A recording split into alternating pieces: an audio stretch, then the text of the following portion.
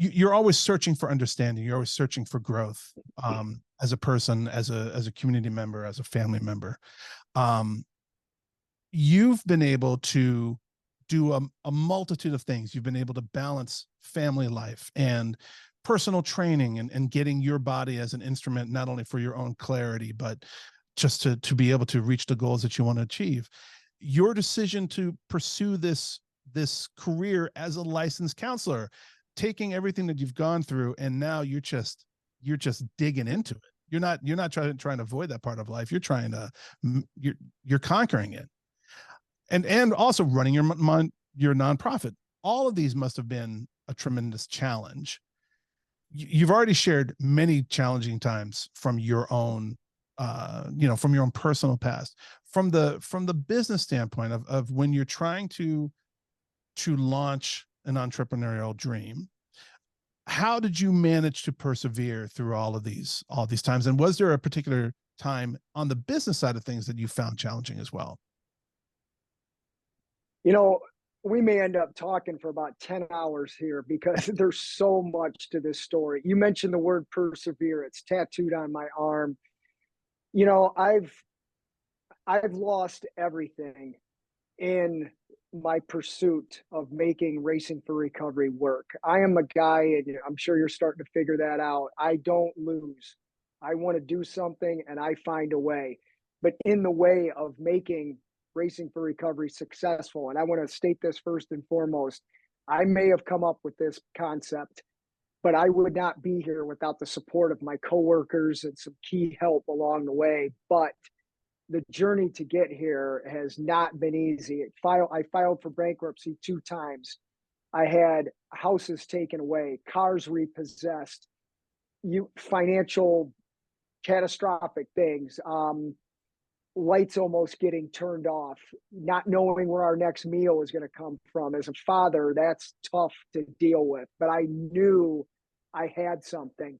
I knew I didn't want to be a regular business guy. Not that there's anything wrong with that. I was willing to invest everything into Racing for Recovery because I knew I was going to get everything out of it, and other people were going to do the same.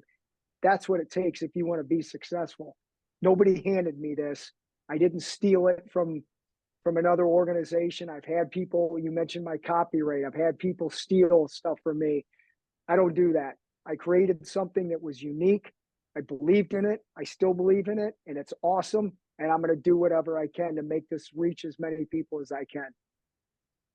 God bless you. Yeah, well said, PJ.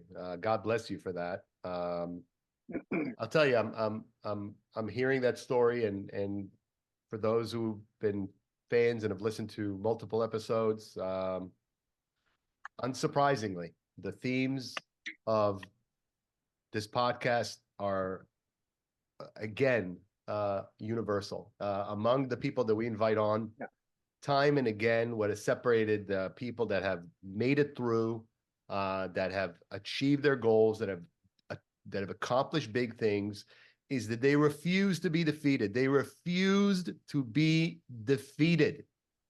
You've heard me say it multiple times on this podcast, and I hope that if you remember nothing else out of this podcast down the road, you remember that the path to your dreams is going to have plenty of moments along the way where lesser mortals will quit. And if you do not, if you are passionate, if you believe that you are onto something that represents the purpose of your life, then carry on and refuse to be cowed. That is what separates the winners from those who tried, maybe gave it the old college try, but didn't make it all the way.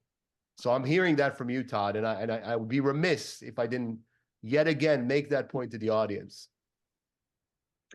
I love talking to you guys, and I need to update my bio because, and I don't like promoting my stuff, but I just released my 5th book of the 100 and so Ironmans. It's a picture book, and I had a billboard in Times Square this past weekend because, of course, I was there to see Kiss.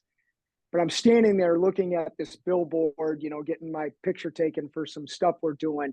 And I had those thoughts that you were just saying right there. How am I able to do this right now? And the answer was because I didn't quit. I didn't give up. I persevered. I like I said, I don't lose. I get these ideas in my head and I do whatever it takes to make them happen. And that's what it takes. All the books I read, whether it's musicians, politics, business guys, it's the same story with a different name on the book. It's, I had a dream. I worked my butt off to get it. Here's the obstacles that I went through. Here's how I overcame it. Boom, success. It's the same story. And mine's no different. It's just full of a lot of crazy drug stories. You know what I mean?